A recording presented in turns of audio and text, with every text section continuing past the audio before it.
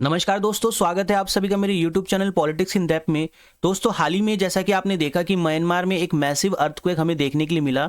ये अर्थक्वेक इतना प्रभावशाली था, इतना पावरफुल था कि इसने ना सिर्फ म्यांमार में तबाही मचाई, बल्कि साथ ही साथ म्यांमार से हजारों किलोमीटर दूर थाईलैंड में भी हमें इसका प्रभाव देखने को मिला।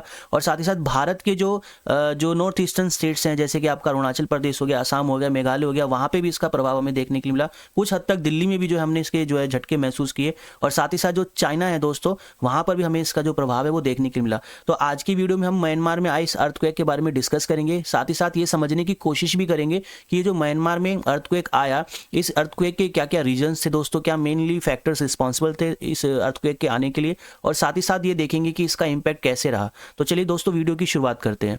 अगर हम बात करें दोस्तों म्यांमार में आई इस अर्थक्वेक की, जो कि 28 मार्च को आया रिसेंटली, जो 7.7 मैग्नीट्यूड के रिएक्टर स्केल पे था। 7.7 काफ़ी पावरफुल मैग्नीट्यूड दोस्तों माना जाता है, ठीक है। अगर इस रिएक्टर स्केल पे अगर कोई भूकंप आता है तो वो तबाही मचाएगा।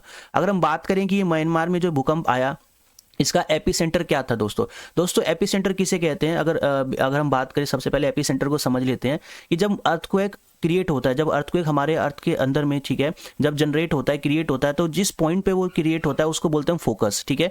और उस फोकस के ठीक ऊपर वाला जो हमारा क्रस्ट है, ठीक है, जहाँ पे जो अर्थ का जो क्रस्ट होता है उसके ठीक ऊपर वाला जो सेंटर होता है उसको बोलते हैं हम एपिसेंटर, ठीक है। तो ये जो सेंटर होता है यानी कि फोकस, ठीक है, फोकस के ऊपर जो एपिसेंटर होता है हमारे अर्थ के सरफेस पे, यहाँ पे जो अर्थक्वेक है उसका हमें सबसे ज़्यादा जो प्रभाव है वो देखने के लिए मिलता है। यानी कि ये जो एपिसेंटर होगा, इस एपिसेंटर के आसपास का जो क्षेत्र होगा वहाँ पे सबसे ज़्यादा जो प्रभाव है हमें वो अर्थक्वेक का देखने के लिए मिलेगा। और जैसे जैसे हम एपिसेंटर से दूर जाते जाएंगे, जो इसका प्रभाव है वो थोड़ा हमें कम होता हुआ देखने के लिए मिलेगा। लेकिन जो एपिसेंटर होता है वहाँ पे काफ़ी ज़्यादा जो प्रभाव है वो हमें देखने के लिए दोस्तों क्या होता है, मिलता है। अगर हम बात करें म्यांमार में जो ये भूकंप आया, इसका जो एपिसेंटर था वो मांडले में था। अब मांडले जो है वो म्यांमार की सेकेंड लार्जेस्ट सिटी है। यहाँ पे काफ़ी बड़ी संख्या में डेंसली पॉपुलेशन हमें देखने के लिए मिलता है, जिसके कारण जो तबाही है दोस्तों, इसका जो प्रभाव है वो हमें यहाँ पे सबसे ज़्यादा देखने के लिए मिला।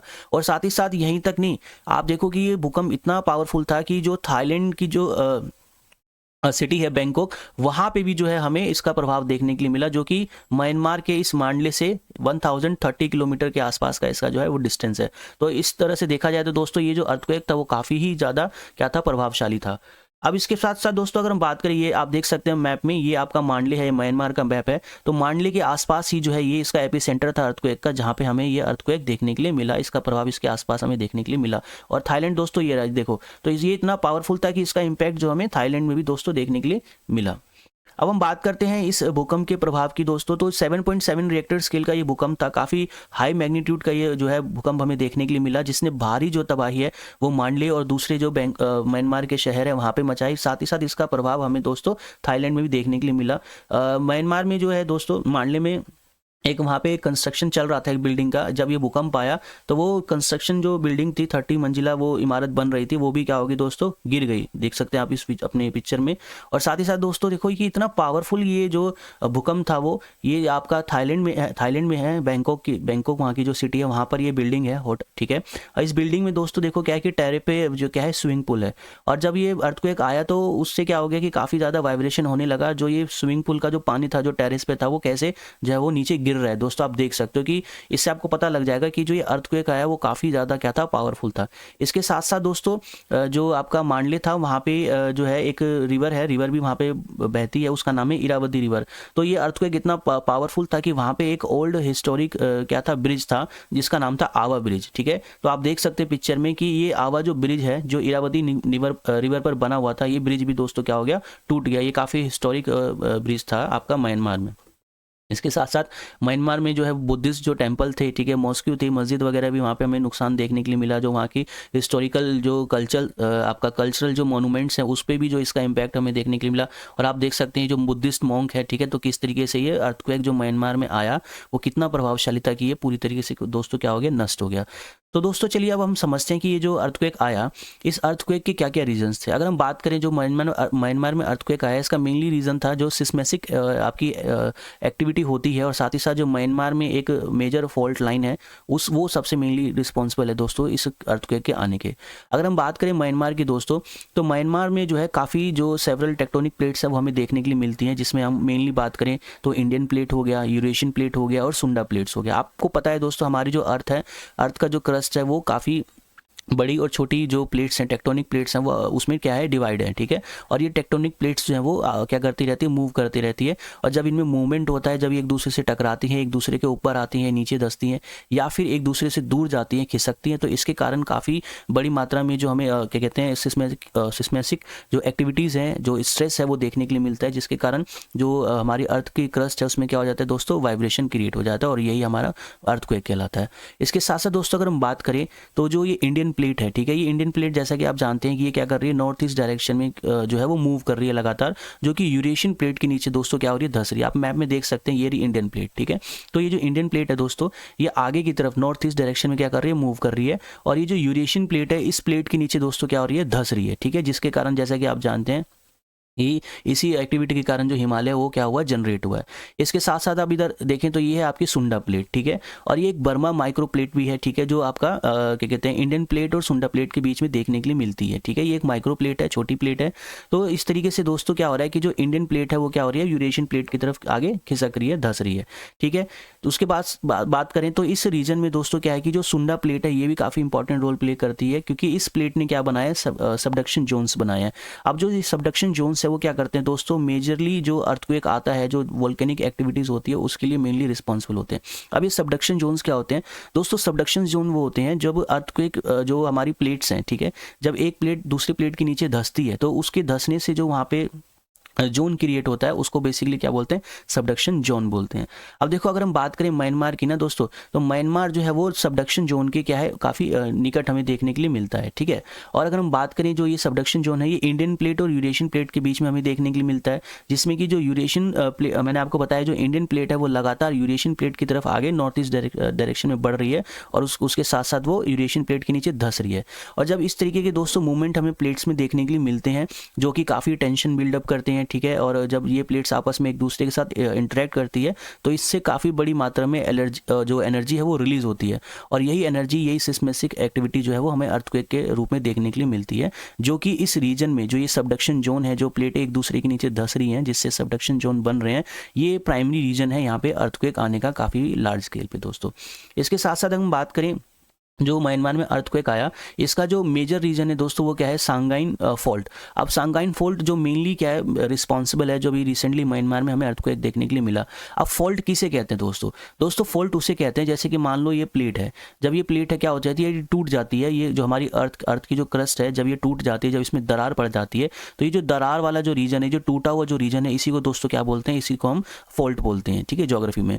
तो जो म्यांमार में जो अर्थक्वेक आया उसका मेन रीजन क्या है, सांगाइन जो फॉल्ट है वो मेनली रिस्पॉन्सिबल है, जो कि क्या करता है, जो इंडियन प्लेट है और जो बर्मा प्लेट है, जो बर्मा माइक्रो टेक्टोनिक प्लेट्स है, इन दो रीजन्स को दोस्तों क्या करता है, ये आपका सांगाइन फॉल्ट डिवाइड करता है। जैसे कि आप मैप में देख सकते हैं कि ये जो है ये आपकी इंडियन प्लेट है ना, ये नॉर्थ ईस्टर्न हमारे स्टेट्स हैं, ये हमारी इंडियन प्लेट्स है, और ये जो है बर्मा माइक्रो प्लेट्स है दोस्तों, ठीक है। इसके बीच में क्या है, फॉल्ट है जिसको हम सांगाइन फॉल्ट कहते हैं, ये जिसको मैं मार्क कर रहा हूँ, ये है सांगाइन फॉल्ट। और दोस्तों ये कोई छोटा मोटा फॉल्ट नहीं है, अगर हम बात करें ना तो ये 1200 किलोमीटर लंबा फॉल्ट है, नॉर्थ से लेकर साउथ तक, ठीक है, काफ़ी बड़ा लंबी जो ये दरार हमें इस रीजन में देखने के लिए मिलती है, ठीक है।